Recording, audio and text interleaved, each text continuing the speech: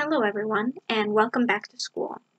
To start another school year, I thought we'd talk about some of those supply purchase lists. And to start us off, we have, do you really need to buy everything on the school supply list? This article was written by Teresa Pelham. She is a Farmington-based writer who has enough unopened glue sticks to hang wallpaper across Kansas. I thought that was a really cute wording. I'm pretty sure Teresa wrote it herself. In the article, it discusses how some items can be seemingly hard for parents to find, and most of the time, they don't even get used. Another point the author makes is that parents could wind up spending between $100 and $200 per student per school year. That adds up, especially when districts or others provide for the students. Make sure you grab those box tops. I thought a main point of this article, other than save your money on useless items, is that teachers are nice, reasonable people and provide these lists as guidelines. The code is more what you call guidelines than actual rules. I took an example supply list and posted my own comments about each of those items. Take a look. Here's an example of a supply list, what I'm considering all you need, and that's all. Occasionally, you'll see a couple of symbols. This one right here means specifically for younger grades, and this one means specifically for the upper grades. Other times, you won't see any symbol, and that means it can be for younger or upper grades. Number 2 pencils. They are necessary for standardized tests, and always buy 2 dozen and leave 1 package at home. Often wind up getting lost. Make sure not to buy the special holiday designs, which can be fun but sharpen too quickly to be useful. Glue sticks. 1 package should suffice. Send students to school with just 2. They often dry out, so avoid the dollar store. And encourage cap closing, like with pens and markers, to form good habits. 2 pencil erasers. These are best for academic pencil erasers, as seen above. Avoid the cheapies, shapes to look like other things, and the jumbo gimmick erasers that are as big as your forearm.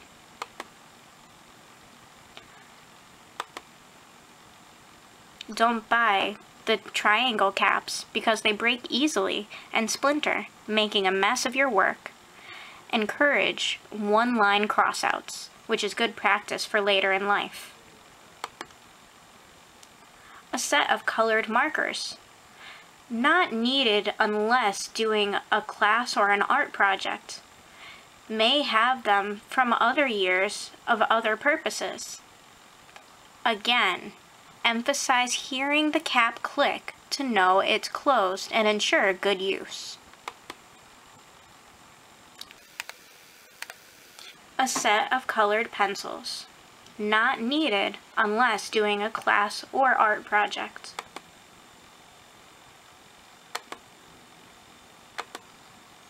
A set of crayons.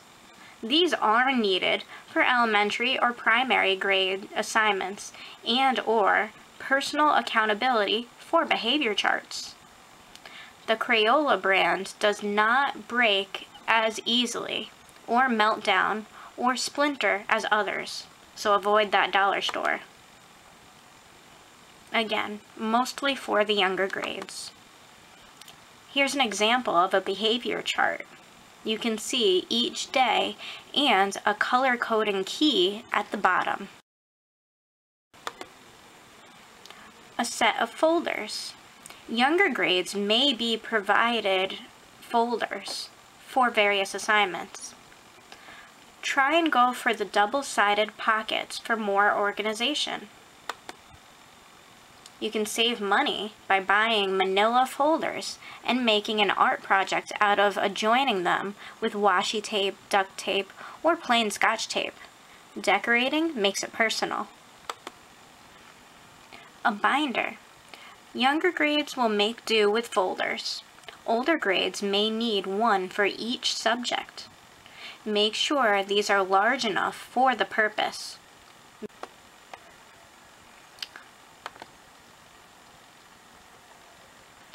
Color coding is a great way of organizing. Red pens, necessary for self and peer correcting.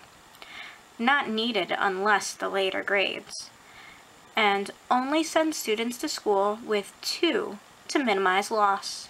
If y'all ever put hand sanitizer and tissues together, let's find out.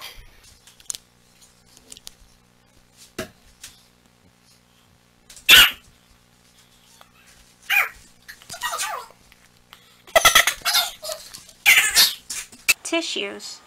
Don't get suckered in to buying a large pack for the whole class, which will be gone when any student needs to get out of their chair. Multi-packs limit overuse. Limit to 1 pack unless they're sick, and encourage using only Holy Socks for dry erase markers.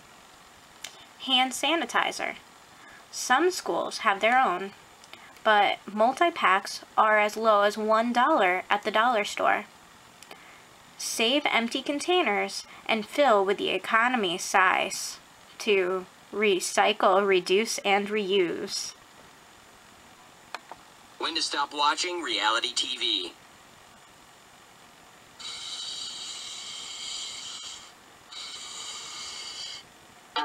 Always know when to stop. Sharpie Clearview, now with a see-through tip for precise highlighting. Limit maybe 2 for color trade-off. Stick to pastels so that you can see the writing underneath. And, once again, emphasize that cap click to close. Index cards are great for flashcards or note-taking. 1 pack can be as low as $1 from the dollar store. Color coding per subject is optional, but make sure to label a corner subject first letter and number card and sequence for easy categorizing. I was taught this in middle school.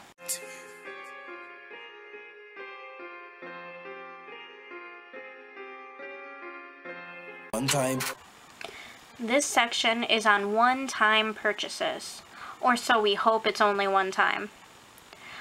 A zipper-up backpack. Make sure that you emphasize the size and age appropriateness. 2 shoulder strap for support and classroom safety so it can go on the back of your chair. Side pockets for drinks. I know that a few stores offer lifetime warranty like Dick's Sporting Goods and LL Bean. Also, a graphing calculator. There are cheaper versions out there which can be as low as $40. A compass. Look for the protective plastic tip for the pointer end. This can be made with some putty or other heavy-duty safety tips. A ruler, which would be great if it had a see-through part for easy marking. The heavy-duty are great for reuse. And this one, as seen here, has holes for binder storage. The protractor on the left has see-through, again, for easy marking. Come on, come on, come on. Hell to the no, no, no. Come. Things that you do not need. Pencil sharpeners are especially worthless if you use mechanical pencils.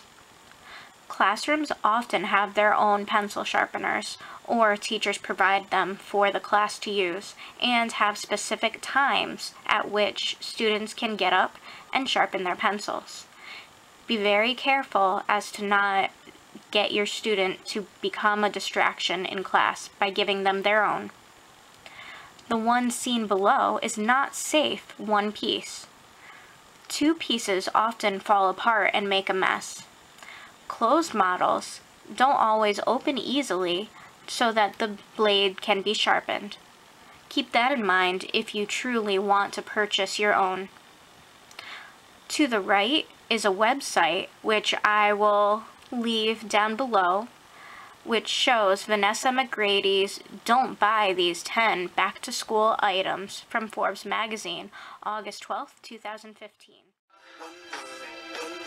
We only got one. That's all we got. And lastly, here are some absolute needs. Make sure you have a positive attitude. Turn every I can't do it to I can do it. Willingness to try new things and to work. Be kind to others and be respectful. Goodbye summer, hello school. This is an example of a purchase list that I found online. Teresa from the article, her suggestion is to invest in a good, sturdy backpack that will survive being shoved into the back of a locker. And if you can send your kids with anything, make sure they have those tissues for cold season in fall to winter time. Consumer Reports from August 27th of this year. Here are some ways to save on back-to-school shopping. They say prices don't really vary from store to store, so you don't want to go spending $10 in gas going from one store to the next when you could be saving a couple of cents depending on the store. So find one and done. Staples had that back-to-school sale of like 97 cents for packages of paper, etc., which is 3 cents less than the dollar store. Just a little food for thought. Also, don't overlook the supplies you may already have. Earlier I talked about the markers and colored pencils that you may already have, but if you have a student in the upper grades with binders, they could have leftover blank pieces of lined paper. Cut those pages out, add your own holes to it. They even have little binders that you can place to keep them together. A great resource that I had no clue about was camelcamelcamel.com, where parents can enter a URL of a technology device they want to provide their students with, and this will give them an email alert when the price drops. So, pretty awesome stuff there. Lastly, hold off on the apparel. Daniel Malloy, our governor, has set for years 1 week in the summertime to purchase tax-free clothing under $100. If you didn't take advantage of it, stick to the basics, the staple items in the closet. Might be a really good pair of jeans, a really sturdy gym outfit, or for those girls, the black dress of school clothing. Well, I hope the parents out there learned a little bit about how to save some money and what items you do or do not need in order to provide for your students. I did have a few other articles, but hopefully we're not going to turn things down and we're going to set a budget, right? Thank you for watching, and don't forget to look below for that link I said I would give you, and please subscribe.